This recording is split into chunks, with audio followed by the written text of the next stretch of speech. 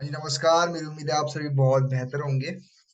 Meeting को start करते हैं। आज आप सभी को जानकारी है कि आज हम एक न्यू किताब स्टार्ट करें जिसका नाम है यू कैन विन।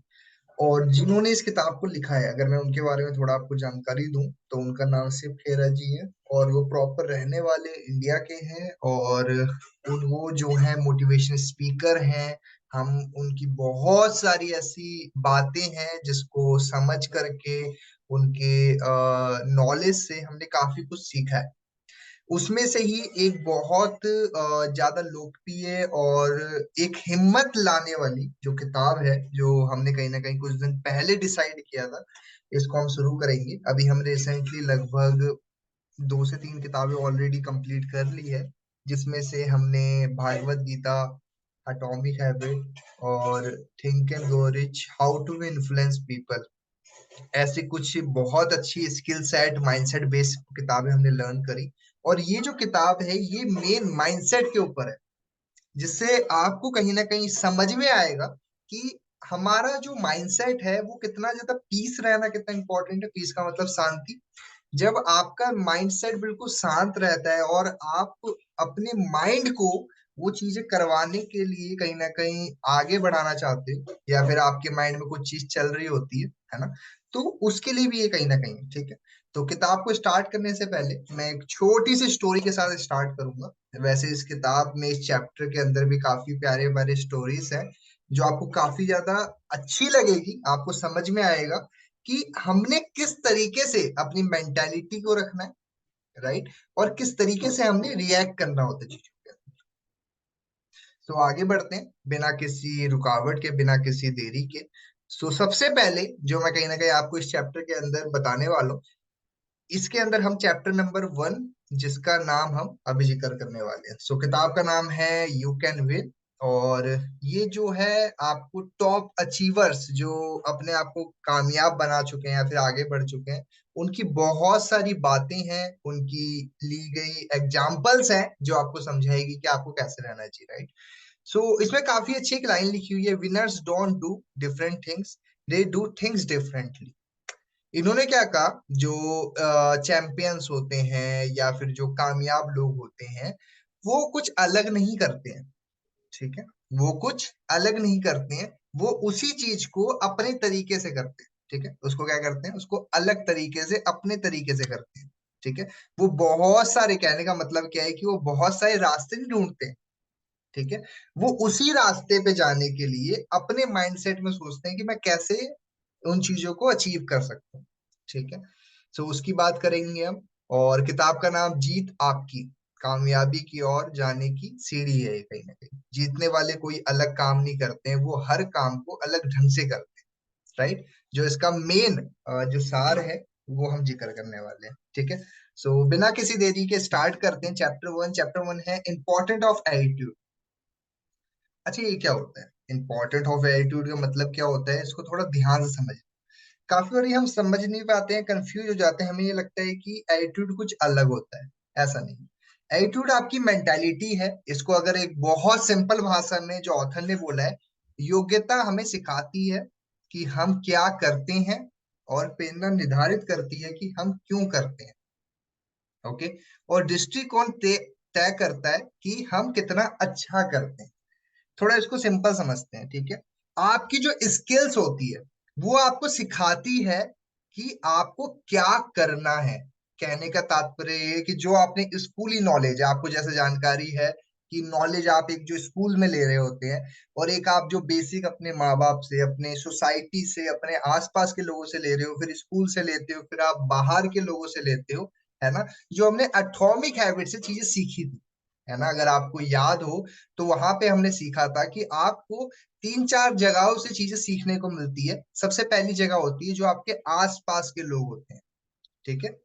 तो वहां से आपको क्या क्या चीजें समझ में आती है। तो पहला क्या हो गया, स्किल, ठीक है, जो आप क्या करते हो। आगे बढ़ते हैं। नेक्स्ट क्या है, प्रेरणा निर्धारित करती है। अच्छा, प्रेरणा क्या हो सकती है? आपकी मोटिवेशन, आपकी इंस्पिरेशन, आप जिसको फॉलो करते हो, आप उस मोटिवेशन को हम करने पे अपने आप को वो करते हैं। अगर आप मोटिवेटेड रहते हो तो क्या होता है कि आप वो चीजें कर पाते हो। सबसे पहला क्या है, अगर आपके पास स्किल होती है तो आपको पता होता है क्या करना है।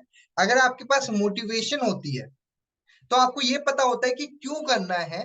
और अगर आपका जो माइंडसेट होता है, जो कहीं ना कहीं हम बोलेंगे दृष्टिकोण जो होता है, अगर वो आपको पता होता है तो आपको कितना अच्छे से उसको करना है वो आपको पता रहेगा। मान के चलिए कि अभी आप इस मीटिंग को अटेंड कर रहे हो, आपके स्किल्स लेने के लिए आप इस मीटिंग के अंदर आए हो, ठीक है। आपको कुछ बेसिक चीजें पता है कि हमने मीटिंग के अंदर नोट्स बनाने होती है, ये बेसिक स्किल्स है। अगर आपके अंदर मोटिवेशन है, मोटिवेशन का मतलब सीखने की लालसा, आपके अंदर ये है कि मुझे और सीखना है, तो आप क्या करोगे, उसको बैठ करके अच्छे से एक एक बातें सुनोगे, कौन इधर से क्या बोल रहा है, फोन रखा है, कुछ भी है। आप जितनी भी डिफर आपको लग रहा है कि टाइम बर्बाद कर सकती है आसपास की चीजें, आप उसको साइड कर दो, ठीक है। और आपकी माइंडसेट कि मेरे को यार इसको समझने पे ध्यान देना है, वो अलग होता है, ठीक है।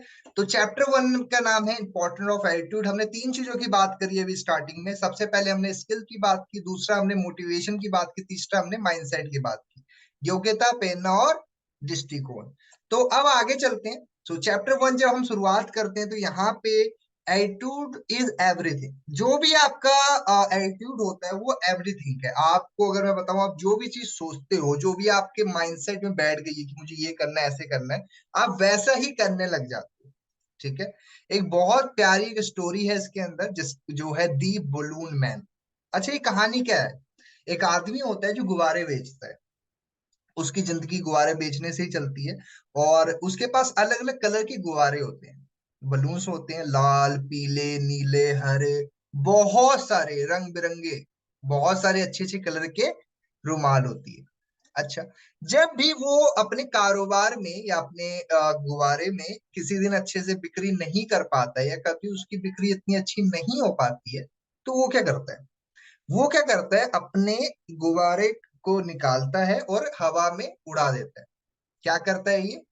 इसके पास अलग अलग कलर के गुब्बारे होते हैं, और कभी इसका बिजनेस इतना अच्छा नहीं हुआ किसी दिन, तो ये क्या करता है, उस गुब्बारे को आसमान में उड़ा देता है, ठीक है। अब होता क्या है कि जब ये गुब्बारे को आसमान में उड़ाता है तो आसपास के बच्चे देखते हैं आसमान में कुछ गुब्बारा वगैरह कुछ उड़ रहा है, ठीक है। तो वो लोग बच्चे इनके पास में आके गुब्बारा लेने आ जाते हैं, ठीक है।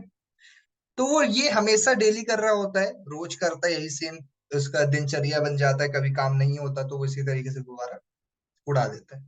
जैसे होता है ना, मान के चलो कि आपकी रेस्टोरेंट है या फिर आपका ढाबा है, और आपका खाना इतना आज के दिन इतना बिक्री नहीं हुआ, खाना बच गया, या फिर आपका जितना आप लेके आए थे उतना नहीं बिक पाया, तो आपने क्या किया कि जितना खाना बच गया ना, वो आपने फ्री में क्या कर दिया, फ्री में अपने आसपास के लोगों को दे दिया। अच्छा, इससे होता क्या है? होता तो कुछ नहीं है, लेकिन इस बंदे की मेंटेलिटी, थोड़ा इसको और समझने पे ध्यान देते हैं। अच्छा, अब इधर क्या हुआ, जब ये कोई भी खरीदारी नहीं करता है, फिर इसकी इतनी बिक्री नहीं होती थी, तो इसको उड़ा देता था, ठीक है। और जब एक बच्चा आता है इसके पास में, है ना, वो देखता है कि ऐसे गुब्बारा उड़ता हुआ ऊपर जा रहा है, तो वो देखता है और उसकी चाहत होती है कि मुझे भी कुछ खरीदना है, मुझे भी कलर वाले गुब्बारे लेने हैं, मेरे को भी बलून्स लेने हैं, है ना। और यही कारण होता है, बच्चे जा करके लेके बलून से लेके आ जाते हैं, और इससे बलून वाले का फायदा हो जाता है। तो ये उसकी आदत बन जाती है। क्या हो जाती है? इस बलून वाले की आदत बन जाती है कि इसको हवा में उड़ा देता है। अब पूरे दिन जब भी बिक्री धीमी होती और जब भी काम इतना अच्छा नहीं हो पाता, ये बलून को छोड़ दिया करता था। एक दिन ये क्या करता है कि अपने बलून को, गुब्बारे को जो होता है, उसको खींच देता है या फिर उसको उड़ा देता है, मान के चलो, ठीक है। और देखता क्या है, वो एक छोटा सा लड़का, एक छोटा सा बच्चा उसके पास भागता हुआ आता है बलून मैन के पास में। मान लो ये छोटा सा बच्चा है, ये बच्चा भागते हुए इनके पास में आता है और एक चीज पूछता है, उनसे पूछता है कि अच्छा अंकल, मुझे एक बात बताओ कि अगर काले कलर का गुब्बारा भी अगर आप उड़ाते हो, है ना, तो क्या वो भी ऊपर उड़ जाएगा, या फिर वो भी ऐसे ही उड़ जाएगा आप? तो यहाँ पे क्या होता है कि अंकल उसको एक बहुत अच्छा जवाब देते हैं कि बेटा, गुब्बारा में कोई सा भी उड़ाऊं, ठीक है, कोई भी कलर का हो, उससे कोई फर्क नहीं पड़ता है। फर्क पड़ता है उसके अंदर हवा कौन सी है, या उसके अंदर है क्या। कहने का मतलब क्या है कि ये फर्क नहीं पड़ता कि गुब्बारे का कलर कौन सा है, लेकिन जो उसके अंदर हवा है ना उससे फर्क पड़ता है। अगर आपने कोई मुंह से गुब्बारा वो किया होगा तो इतना वक्त तक नहीं उड़ पाएगा आसमान में, लेकिन अगर उसमें आप दूसरी गैस डालते हो तो हवा में ज्यादा टाइम तक सरवाइव कर सकता है।